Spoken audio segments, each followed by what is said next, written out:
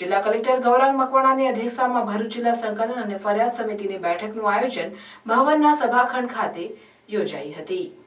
આ બેઠકમાં જિલ્લા પંચાયત પ્રમુખ મહેન્દ્રસિંહ માસદિયા, સાંસદ મનસુખભાઈ વસાવા, ધારાસભ્યો સર્વે, રમેશભાઈ મિસ્ત્રી, અરુણસિંહ રાણા, ડીકે સ્વામી, રીતેશભાઈ વસાવાએ રજૂ કરેલા વિવિધ પ્રશ્નો અંગે ઝડપી કાર્યવાહી કરવા કલેક્ટરે સંબંધિત વિભાગના અધિકારીઓને સૂચના આપી।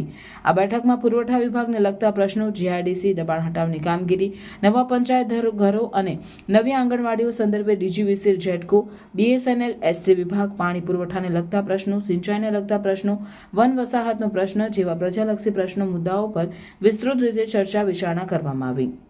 આ પ્રશ્નો સંદર્ભે સંબંધિત અધિકારીઓએ જવાબ રજૂ કર્યા। આ તકે જિલ્લા કલેક્ટરે જિલ્લાના અમલીકરણ અધિકારીઓને જનપ્રતિનિધિઓના પ્રજાલક્ષી પ્રશ્નોને પ્રાધાન્ય આપી તેનો ઉકેલ લાવવા તેમજ જનપ્રતિનિધિઓના પરામર્શમાં રહીને યોગ્ય જવાબ મળે તેમના સૂચનોને ધ્યાને લેવા જણાવ્યું હતું। તેમજ પ્રશ્નોની પ્રાથમિકતાના ધોરણે સંતોષકારક જવાબ સંબંધિત અધિકારીઓ દ્વારા સમય મર્યાદામાં આપી પૂર્તતા કરવામાં આવે તે બાબત ઉપર કલેક્ટરે ખાસ ભારપૂર્વક જણાવ્યું હતું।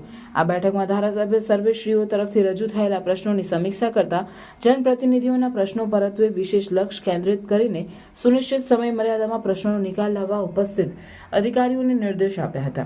આ તમામ બાબતોનું અતિ ગંભીર રીતે પાલન કરવામાં આવે તેમની દિશા નિર્દેશ આપ્યા હતા। આ બેઠકમાં છેલ્લા 2 વર્ષના પેન્શન કેસ, પડતર કાગળોની સ્થિતિ, ઈ સરકારની અમલીકરણ અંગે ખાસ ભાર મૂક્યો તેમજ સરકારની નાણાંની વસૂલાત સહિત વગેરે બાબતોની પણ ચર્ચા કરવામાં આવી।